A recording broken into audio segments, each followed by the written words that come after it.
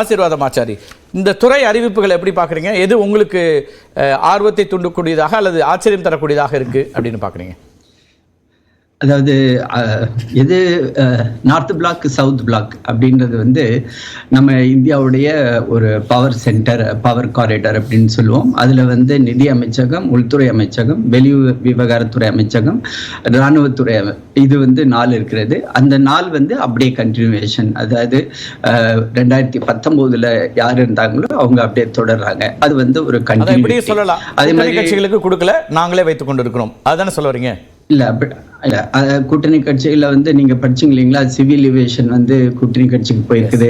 இதில் வந்து ஜெயந்த் சௌத்ரிக்கு வந்து ஸ்கில் டெவலப்மெண்ட் ரொம்ப முக்கியமான, அதாவது இந்த எங்களுடைய ஃபோக்கஸ் ஏரியாவில் முக்கியமானது வந்து அக்ரிகல்ச்சர், விவசாய நலன், அதே மாதிரி வந்து இந்த ஸ்கில் டெவலப்மெண்ட் மூலமாக இளைஞர்களுடைய திறன் மேம்பாடு, இது வந்து திரு ஜெயந்த் சௌத்ரிக்கு போயிருக்குது. அதே மாதிரி விளையாட்டுத்துறை அமைச்சகம், இளைஞர் நலம், ஸ்போர்ட்ஸ் அண்ட் யூத் அஃபேர்ஸ், அந்த துறை வந்து சிராக் பாஸ்வான்.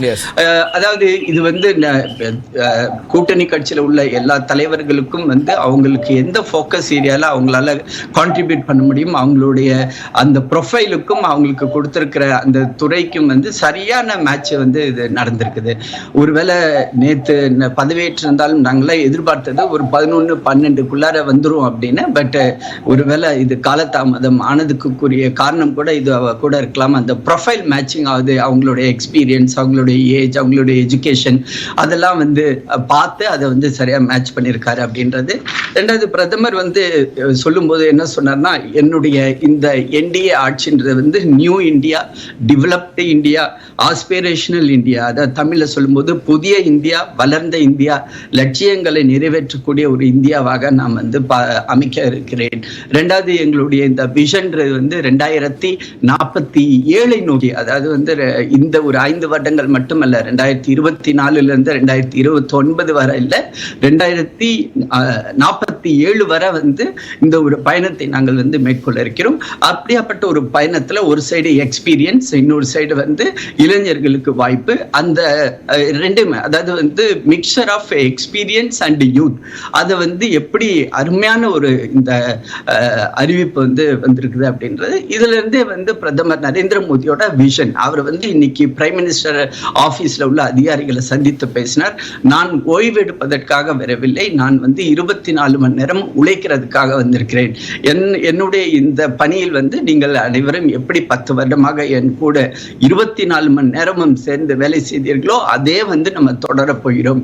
இந்த இடத்துல ஓய்வுன்றதுக்கே வந்து இடம் இல்லை அப்படின்றத இன்னைக்கு அவரோட தன்னுடைய அலுவலக அதிகாரிகள் எல்லாரையும் பார்த்து, அதாவது டாப் பிரின்சிபல் செக்ரட்டரியில ஆரம்பிச்சு அந்த எம்டிஎஸ்னு சொல்லுவோம், மல்டி டாஸ்கிங் ஸ்கில் அப்படின்னு ஒரு ஸ்டாஃப், நம்ம ஊர்ல வந்து இந்த ஓஏன்னு சொல்றோம் பார்த்தீங்களா, அது மாதிரி அவங்க வரை எல்லாரையுமே அவர் சந்தித்தார் இந்த தடவை. அது வந்து அவங்க எல்லாத்துக்குமே வந்து ஒரு பூஸ்ட் மாதிரி, ஒரு எனர்ஜி பூஸ்ட் மாதிரி அமைஞ்சிருக்குது. நம்ம வந்து தொடர்ந்து வந்து பிரைம் மினிஸ்டரோட கரத்தை வந்து வலுப்படுத்த வேண்டும்.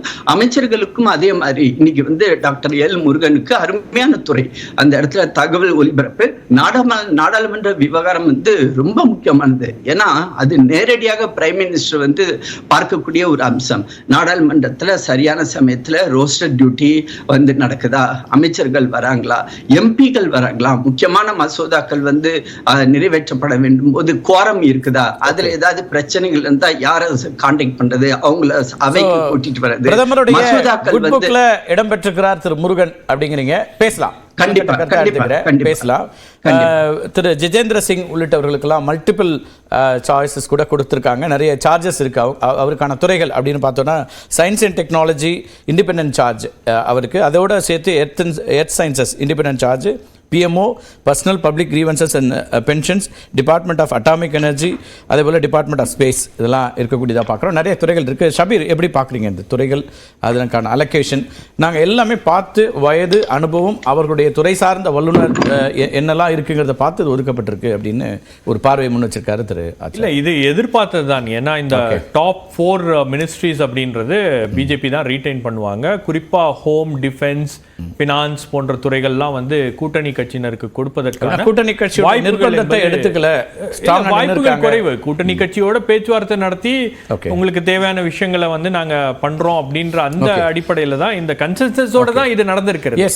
இதுக்கு முன்னாடி 2 டேர்ம் வந்து அவங்க முடிவு செய்தது, பிஎம்ஓ ஆபீஸ்ல இருந்து முடிவு செய்து யார் அமைச்சரவையில் இருக்கணும் யார் இருக்கக்கூடாதுன்னு முடிவு பண்ணாங்க. இப்போ அந்த மாதிரி இல்லாம ஒரு பேச்சுவார்த்தையின் அடிப்படையில் யார் யாரெல்லாம் உள்ள இருக்கலாம், யார் யாருக்கெல்லாம் எந்த இலாக்காக்கள் அப்படின்றதெல்லாம் வந்து பார்த்து கொடுக்கப்பட்டிருக்கு.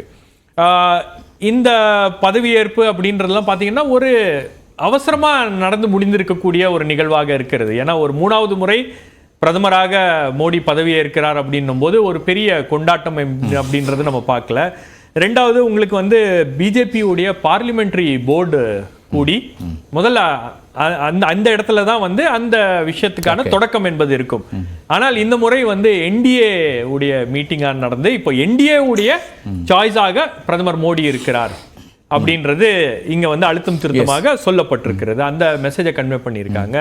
2வது என்ன பிரச்சனை, என்டிஏவோட அமைச்சரவை கூட்டம் தான். ஏற்கனவே என்டிஏ அமைச்சரவை இருந்தா கூட இந்த முறை ப்ராப்பரா என்டிஏ உடைய அலையன்ஸ் பார்ட்னர்ஸ் தான் வந்து பிரதமரை தேர்ந்தெடுத்திருக்கிறார்கள் அப்படின்றது அங்க வந்து அதுதான் வந்து முன்னிலைப்படுத்தப்பட்டிருக்கிறது.